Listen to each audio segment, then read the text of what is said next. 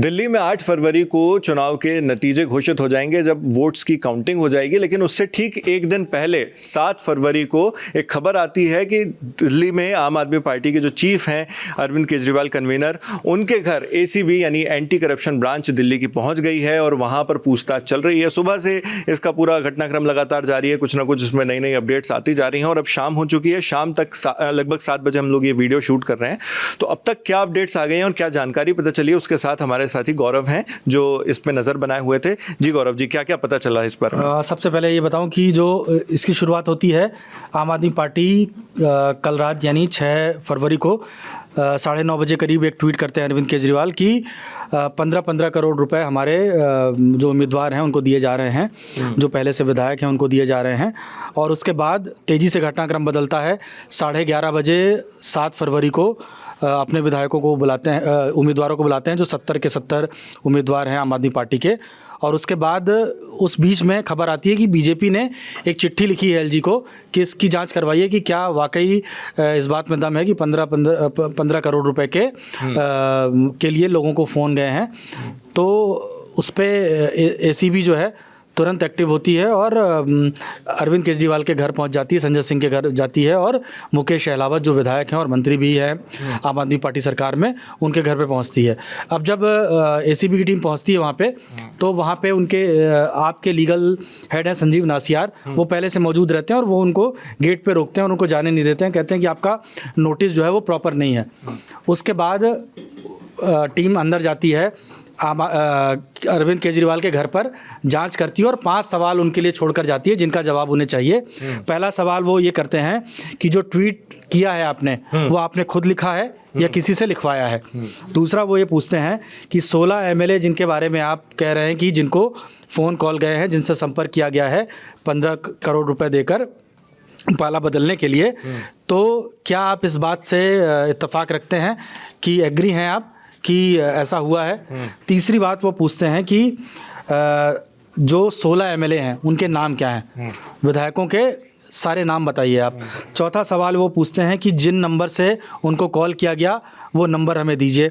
और पांचवा वो कहते हैं कि अगर इसके अलावा भी कोई सपोर्टिंग डॉक्यूमेंट है आपके पास, कोई दस्तावेज है, तो वो हमें मुहैया कराइए। और एसीबी के सूत्रों से कहा गया है, एंटी करप्शन ब्यूरो के, कि संजय सिंह जब वहाँ पर पहुँचते हैं, खुद वो जाते हैं एसीबी के दफ्तर और वहाँ वो सिर्फ मुकेश अहलावत का नाम देते हैं और कहते हैं इसकी जांच कीजिए, अगर ये इस जांच में कुछ मिलता है तो हम आगे और नंबर बताएंगे। तो बीजेपी लगातार ये कह रही है कि आप प्रोपेगेंडा कर रहे हैं, 16 एमएलए हैं ही नहीं या 16 उम्मीदवार हैं ही नहीं जिनके पास कॉल गया है, आप सबका डिटेल तो बताइए, सामने लाइए। वहीं आम आदमी पार्टी कह रही है कि जो आपने मध्य प्रदेश में किया, जो आपने कर्नाटक में किया, जो आपने उत्तराखंड में किया, जो आपने महाराष्ट्र में किया, वैसा ही आप दिल्ली में कर सकते हैं, जिसे कहा जाता है आम बोलचाल की भाषा में ऑपरेशन लोटस। तो इसके आरोप लगा रही है आम आदमी पार्टी और इसमें सिर्फ एक ही नाम आम आदमी पार्टी की तरफ से दिया गया है, मुकेश अहलावत का। उन्होंने शायद ट्वीट करके भी इसकी जानकारी दी थी। जी, बाकायदा उन्होंने ट्वीट किया था, जिस नंबर से कॉल आया था उसको स्क्रीनशॉट दिया था। विनय मिश्रा हैं द्वारका से विधायक, उन्होंने भी कहा। लेकिन जो है वो जो 16 उम्मीदवारों या विधायकों की लिस्ट मांगी जा रही है वो अभी तक सामने आई नहीं है। इसलिए बार बार बीजेपी कह रही है कि ये एक तरह से दबाव बनाने की रणनीति है आम आदमी पार्टी की, क्योंकि उसको लगता है कि वो हार जाएगी। अच्छा, इसमें बीजेपी का बहुत रोल सामने आ रहा है, जबकि क्योंकि अरविंद केजरीवाल जो आरोप लगा रहे हैं वो तो बीजेपी के ही खिलाफ लगा रहे हैं, तो फिर बीजेपी एलजी के पास जाती है, उनको पत्र सौंपती है, जांच की मांग करती है। ये क्या खेल हो रहा है? देखिए नावेद, 12 घंटे से कम बचे हैं जब वोटों की गिनती शुरू हो जाएगी। और जैसे हम कहते हैं कि ऑस्ट्रेलिया और इंडिया का मैच होता है ना, उसके पहले जो माइंड गेम होते हैं, कुछ उस तरह से लग रहा है। और दोनों पार्टियां एक दूसरे पे दबाव बना रही हैं। कौन सही बोल रहा है, कौन गलत बोल रहा है, ये तो जांच के बाद पता चलेगा।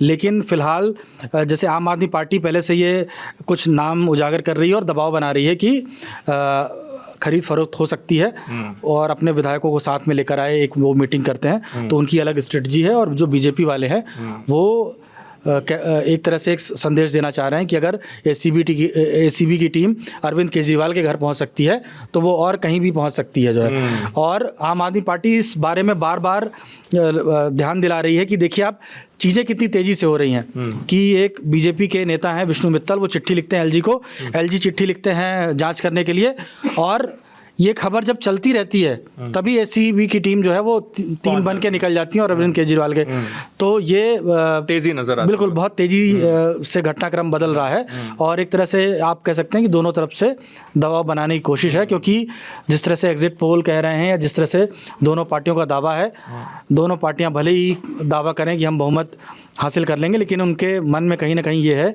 कि ऐसी नौबत आ सकती है कि वो बहुमत से थोड़ा ही आगे रहें या थोड़ा पीछे रहें, तो उस समय पे सबको एकजुट करना जो है एक बड़ी चुनौती होती है।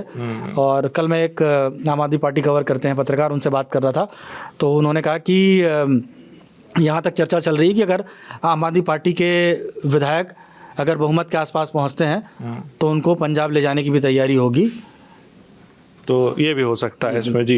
तो शतरंज का खेल चल रहा है, दोनों तरफ से चला जा रहा है, गोटियां चल रही हैं, चाल चली जा रही हैं। अब रानी किसकी जीतती है, कौन शतरंज में बाजी मारता है, ये कल पता चलेगा 8 फरवरी को जब काउंटिंग होगी वोट्स की, और उसके बाद जब नतीजे साफ होंगे कि दिल्ली में इस बार किसकी सरकार बनने जा रही है, क्या आम आदमी पार्टी फिर से लौटेगी या फिर बीजेपी या कांग्रेस जो भी अन्य पार्टी हैं उनमें से किसी को मौका मिलता है। ये सब चीज़ें कल साफ होंगी और दी लल्लन टॉप का भी कवरेज इस पर लगातार जारी रहेगा। कल लाइव आप दी लल्लन टॉप में जय जनादेश के माध्यम से देख सकते हैं। सुबह 7 बजे से लगातार दी लल्लन टॉप पर सारी अपडेट्स आपको मिलती रहेंगी। मेरा नाम है नावेद और ये तमाम जानकारी आपको हमारे साथी गौरव ताम्रकार ने दी। आप देखते रहिए दी लल्लन टॉप। शुक्रिया।